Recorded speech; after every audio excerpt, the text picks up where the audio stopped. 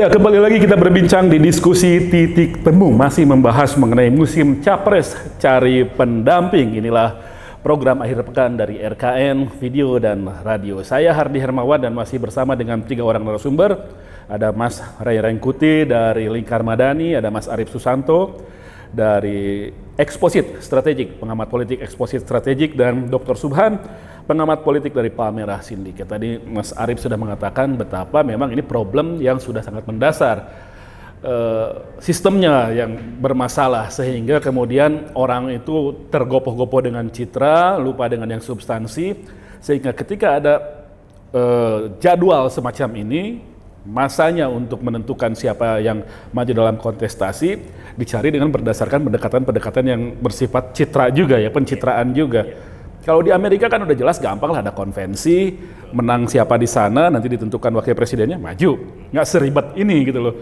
Dan nggak bakal loncat gitu loh kandidat wakil presiden dari Partai Demokrat misalnya di Amerika, karena nggak kepilih, lari ke Partai Republik gitu. Kan nggak terjadi seperti itu. Kalau di kita kan jadi sangat cair dan susah gitu. Sayangnya kan begini, yang kita ambil dari Amerika Serikat adalah, kan mereka punya banyak sisi, punya banyak aspek gitu ya. Tapi yang paling banyak kita ambil itu adalah political PR, pencitraan. Iya, yang diletakkan di depan politik. Jadi aspek politiknya kalah oleh aspek PR-nya.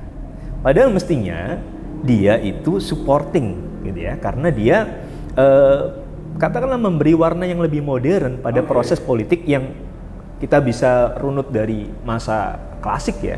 Betul. Bahwa pemilihan itu bukan hanya memberi peluang bagi elit untuk menegaskan tentang siapa dirinya, tetapi terutama adalah memberi kesempatan kepada publik untuk menyuarakan ide-ide, pandangan-pandangan, termasuk kepentingan untuk memilih pemimpin itu tadi. Iya.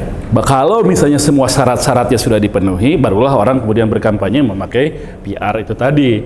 Ini kita substansinya belum dapat, langsung main PR. Pencitraan, seolah-olah ini yang paling hebat, ini seolah-olah ini yang paling jago. Akhirnya orang bingung sendiri gitu loh, rekam jejaknya nggak jelas. Iya, dan juga politik menjadi mahal. Oh iya. Karena bayangkan saja ada orang yang bahkan belum dikenal, gitu ya, tetapi ingin dipilih. Padahal mestinya kan melewati, dikenal dulu, kemudian disukai, baru kemudian dipilih. Nah, proses itu yang coba untuk dilewati. Instan kan? Iya, sehingga akhirnya ya politik menjadi biayanya menjadi sangat mahal. Bukan hanya bahwa elitnya harus mendekati pemilih dengan cara-cara yang instan itu tadi, tetapi juga bahwa seleksi untuk mencari, menemukan pasangan itu tadi, itu ya saling sikut dan saling sikat kemudian. Jadi ini artinya kita melalui sebuah proses yang berbiaya mahal, tidak substansif, dan belum tentu mendapat hasil yang terbaik. Sayangnya begitu. Alamak, resikonya gede juga ya. Oke. Kalau gitu untuk meminimalisasikan risiko itu, Bang Ray, apa yang bisa dilakukan? Kemudian Arif ini berat terus semua. Gitu. Tapi emang problemnya gitu kan? Iya, masalah di kita itu kan dengan kondisi waktu yang seperti sekarang, kita berbicara yang idealis itu agak sulit. Jadi sudahlah ini yang terjadi gitu, adanya begini. Iya, tapi maksud saya begini, ini semua kan sebetulnya kultur politik yang tidak terbangun di kalangan politisi ini mestinya kan dikawal oleh infrastruktur dari negara kita, oleh lembaga yang lain gitu. Ya.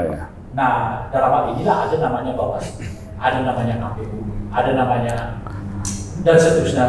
Ya, ada masyarakat sipil juga, pemantau ya. Sehingga dengan begitu, pencitraan itu atau apapun namanya bisa diimbangi oleh kemampuan untuk melakukan koreksi yang sebetulnya pada tingkat tertentu ini terjadi di dalam ranah setidaknya media sosial. Ini kan ada baru ketua umum partai politik yang bagi-bagi gocapan kan? Ya. Lembaga negara resmi itu diam, tapi publiknya kan heboh. Keluarlah di medsos. Keluar di mana-mana. Ternyata negatif hampir semua komentarnya. Artinya masyarakat kita sebetulnya pada tingkat tertentu dapat kok memilih Oke. antara tindakan itu sebagai tindakan dalam konteks pencitraan semata atau dalam konteks memang itu Yang lebih substansial. apa? Yang lebih substansial. Yang lebih substansial. Ya. Nah, banyak sayangnya di politisi kita ini cara berpikirnya masih kayak masa lalu. Bahwa orang tuh kalau dikasih duit ya itu kan cara berpikir masa lalu tuh. Ya kan kalau dia bawa banyak baliho di berbagai tempat yang Pilih. sebetulnya enggak apa ya pada tingkat tertentu boleh dikatakan merusak citra kota kita gitu. Nah, dia berpikir orang akan pilih dia gitu. Padahal nyebelin Kalau gitu. iya itu maksud saya. Kalau segmen pemilihnya generasi 50 ke atas, model itu dipakai is okay gitu. Tapi kalau segmentasi pemilih kita 50 tahun ke bawah, nggak kena cara ini sebetulnya. Nah, uniknya di pemilih kita ini sekarang 62% itu kan adalah pemilih muda yang nggak bisa lagi kau pampang-pampang sepanduk, gede-gedean, baliho, tiba-tiba orang akan jatuh cinta dan memilih Anda gara-gara itu. Jadi Dan upaya untuk perbaikan saya proses mengatakan itu, begini, Bung. Kalau Anda datang dari struktur dari elitnya, Anda akan puyeng sendiri. Karena ada kejujuran yang luar biasa di sana. Oke. Yang cara berpolitiknya, ya kan, cara memandang politik, laku politiknya. Sejak tahun 70-an ya gitu-gitu aja, nggak banyak berubah gitu loh. Hanya berputar di antara mereka. Elitis. Bung Arin itu udah menyetir. Ini kan elit ini bisa bertahan karena sistem yang membuat mereka bertahan. Bukan karena sebetulnya kehendak publiknya gitu. Nah, salah satunya kan soal presidensial threshold. Karena ada presidensial threshold kan yang disebut dengan prestasi itu nggak bisa masuk gitu loh. Karena ada namanya presidensial threshold gitu. Ada namanya parliamentary threshold. Mau mendirikan partai harus ada di 100 Kota. provinsi, 50 kabupaten kota dan 75 di tingkat kecamatan. Itu mereka buat seleksinya kuat agar elit ini nggak lagi bisa dibongkar gitu. Jadi bagaimanapun mereka perilakunya, orang nggak punya pilihan, pilihannya dia juga. Oke. Nah itu persoalan sesungguhnya gitu. Nah jadi udah mereka bingkai dan kultur mereka yang terjadi kemudian publik kita itu yang nyari jalannya sendiri. Nah apa jalannya sendiri itu? Orang mengatakan masyarakat kita anak muda itu tidak tahu politik, Apatis. tidak apatis. Kagak. Mereka punya cara sendiri. Iya, saya mengatakan begitu, Bu. Justru dengan mereka nggak peduli pada politik formal dan para politisinya, itu adalah sikap politik mereka. Yang mau nggak mau Dan memaksa dan pada akhirnya para politik untuk berubah, politik mereka selesaikan melalui media sosial. Ya. Faktanya Anda bisa lihat Oke. bahwa banyak sekali perubahan di Republik ini akibat dari cuitan media sosial. Kasus Lampung itu media sosial kan. Kemudian kasus mungkin 1-2 tentang tindakan oknum polisi yang dianggap nggak profesional lah. Ya. Kasus sekarang Rempang ya. No viral, no justice. Itu kasus Rempang. Rempang, ya. Orang ribut se-Indonesia, Oke. kemudian polisi nahan diri juga. Ya. Jadi sekarang kalau disebut anak muda kita itu apatis politik, tidak. Mereka membuat format dan kultur politik baru. Mereka punya cara sendiri yang mau nggak mau orang-orang tua itu harus ngikutin itu. Peduli apakah orang tuanya mau ikut atau tidak, itu urusan mereka. Iya. Masa depan Republik ini juga Bukan di mereka. Oke. Tahan dulu. Itulah yang saya mau katakan, agak keliru itu kalau KPU Bawaslu menganggap bahwa sukses pemilu itu dengan partisipasi orang datang ke TPS. Bukan itu cara lihatnya gitu loh. Mestinya gimana? Karena kalau kita mendasarkan dengan cara berpikir tadi, di pemilih kita ini agak jemutu lihat politisi sama partai politik formal. Tapi bukan berarti mereka nggak berpartisipasi dalam dunia politik. Mereka sekarang punya gaya sendiri, format sendiri, cara sendiri, yaitu ribut di media sosial. Dan kenyataannya itu kadang-kadang jauh lebih efektif daripada kita membawanya ke DPR, gitu ya, ke DPRD, gitu, ketemu. Karena kalau misalnya proses lagi, goreng lagi, ini lagi, macam-macam. Protes ke DPR terus-terusan bergelombang-gelombang, jam 6 sore harus sudah pulang. Oleh karena itu kita ingatkan kepada KPU, bukan itu. Oke. Standar pemilu sukses sekarang bukan. Tapi memaksa para elit kita ini taat aturan, tidak mempergunakan politik uang, ikut SARA, macam-macam dan seterusnya itu. Substansial jadinya. Oke, jadi sekarang ada parameter baru dalam soal penentuan keputusan-keputusan politik, yaitu anak-anak muda yang punya kosmopolitansi yang lebih tinggi, akses ke media sosial. Saya ingin tanya kalau gitu kandidat-kandidat sadar nggak dengan situasi kayak gini? Nusuhan. Mas Ardi. Tapi Anda sepakat dulu nggak dengan tadi, Bang Ray? Ini gini, saya kira apa yang disampaikan oleh Bang Ray ini benar. Karena apa? Karena politik itu selalu dilihat dalam bentuk instan. Tidak pernah politik itu dalam bentuk sebuah yang kesinambungan, continuity dan panjang jauh. Kan kalau kita melihat bahwa politik itu kan ya secara ideal ya Mas Ray. Awalnya kan itu kan bonum comune kan. Jadi untuk kemaslahatan banyak orang sebetulnya gitu loh. Untuk memperbaiki, untuk manfaat segala macam. Tapi kan enggak, sekarang itu artinya kan cuma berburu untuk kuasa. Nah sekarang begini, politik itu bekerja hanya setiap 5 tahun loh sekarang. Akhirnya politik formal. Iya, Politik formal. betul. Kita bicara politik formal sekarang Mas. Apalagi pilkadanya juga serentak juga. Nah gitu, seharusnya sepanjang waktu dia harusnya hidup berpolitik. Harusnya begitu. Sehingga nanti yang muncul adalah dia nggak perlu memperkenalkan Mas Ray, saya, Mas Aris misalnya lewat baliho, nggak perlu. Karena secara otomatis begitu dia bekerja untuk rakyat, dia akan muncul. Ya kan, oh prestasinya apa, rekam jejaknya apa, nggak perlu diperkenalkan. Misalnya lagi, saya nggak pernah nongol, tidak pernah bekerja, tiba-tiba orang ini bagus, religius, agamis, hebat, segala macam. Loh, siapa gitu kan? Tetapi kalau dia bekerja selama 5 tahun itu, nggak akan lagi perdebatan. Nah, saya melihat begini Mas, fase politik itu tadi Bung Ray bilang dari tahun 70 benar itu. Tapi setidaknya kita ngambil zaman reformasi aja. Reformasi itu tidak pernah kita jadi titik balik.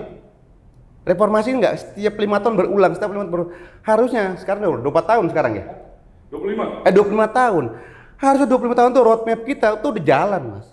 Jadi sekarang kita udah buat bandara 10 tahun kita udah mengundang ATR. Begitu 20 tahun kemudian udah Boeing nanti yang terbang. Ini kan enggak, kita masih buat bandara belum selesai nih.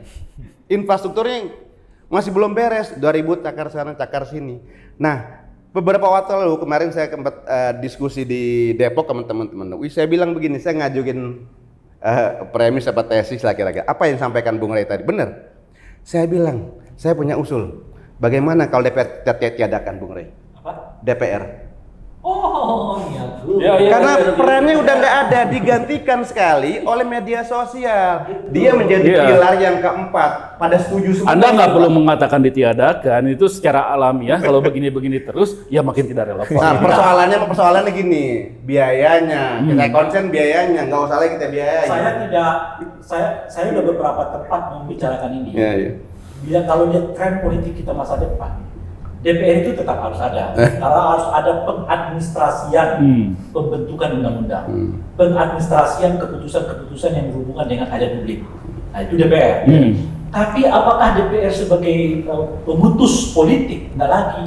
Oleh karena itu DPR sebagai institusi dalam konteks yang saya sebutkan itu tetap perlu fungsi administrasi saja. Administrasi macam-macam, tetapi politiknya sudah diambil oleh media sosial itu. Iya. Oleh karena itulah saya mengatakan bukan DPR yang tidak ada. Jumlah anggota DPR-nya kita kurangi. Nggak selalu sebanyak ini. Tidak perlu sebanyak ini. Sebab dengan satu handphonenya teman berubah ya kan? Bukan oleh 100 anggota DPR ini. Dengan satu handphonenya kawan, dia tinggal di Australia pula. Coba. Dia diciut sama dia. Anak Lampung itu ya? Oke, Ya. benar. Ada orang di seingat saya di apa ya kemarin tuh salah satunya kan di Banten yang saat itu lagi heboh-heboh juga kan, dia mengatakan, waduh saya mau masuk sesuatu masih dipungut juga biaya. Ini masih heboh lagi si nasional, turun lagi ya menteri macam-macam. Baru berubah ya. Jadi DPRD-nya di mana kita nggak tahu. Nah, iya kan? Tapi persoalan-persoalan masyarakat mulai teradvokasi melalui Media sosial. Itu yang saya sebutkan tadi, kalau saya linkkan dengan saya sebutkan di awal itu, anak muda kita ini bukan apolitis, tapi mereka punya cara sendiri sekarang mengekspresikan sikap politik mereka, dan itu jauh lebih independen. Dan karena itu lebih independen, jangan berpikir bahwa suara mereka bisa dibeli. Itu menurut saya. Tapi kan ada influencer bayaran. Oh iya. Iya, ngaruh juga mereka. Pada saat yang bersamaan kan publik kita itu juga bisa menilai mana yang baik, mana yang enggak. Oke. Itu loh kira-kira. Akan ada seleksi begitu terus. Akan ada seleksi. Ini Iya. masih dalam Dan proses kalau kita menuju lihat format yang lebih baik ya. Iya, kalau kita lihat trennya masyarakat kita makin kritis kok. Oh, jelas. Misalnya kalau Anda mau pakai isu-isu agama sekarang untuk pemilu, mereka udah tolak. Udah tolak. Udah, setidaknya kita juga tiga kali pengalaman mempergunakan isu agama itu, dan apa namanya, nggak ada yang menang dari situ kecuali luka kan, Iya, yang iya, dalam iya. di antara kita. Oke, Nah, oke. masyarakat kita sekarang nggak mau. Maka kita lihat sekarang capres-capres itu Tiga orang di sini semuanya sepakat menyadari media sosial penting, anak muda penting, dan apa namanya, pandangan yang lebih independen dari mereka itu sangat menentukan. menentukan. Capres-capres sadar nggak? Yang gimana? Yang mau cari pendamping ini sadar nggak kalau misalnya anak muda itu penting, media sosial penting, sehingga kemudian menjadikan itu sebagai pertimbangan mereka ketika mencari pendamping. Sadar. Makanya kan hampir semua capres yang baru-baru ini di luar Pak Prabowo juga sekalipun menurut saya ada media sosial Iya. dia kan, Yang meskipun tidak dikelola langsung oleh beliau ya. Yang online itu. Ya, sadar mereka, cuman mengutip Bung Ari tadi itu dibuat semata-mata untuk pencitraan tentang sesuatu yang hebat. Artinya mereka salah lagi dong dalam merespon situasi kayak mereka gitu. itu belum turun ke substansi. Oh. Mereka belum menyadari Uh-huh. bahwa masyarakat kita makin hari makin krisis. Ya, ya, ya, Isi ya. dari konten-konten. Jadi sebenarnya sudah ada petunjuk bagi para capres itu bagaimana mencari pendamping dengan memanfaatkan media sosial. Tapi ya pintar-pintar mereka bisa nggak bacanya, bisa nggak mengolah data yang ada di sana, dan bisa nggak dari sana menghasilkan keputusan yang lebih baik. Nah, gimana caranya kita akan bahas di segmen berikut. Kami akan segera kembali.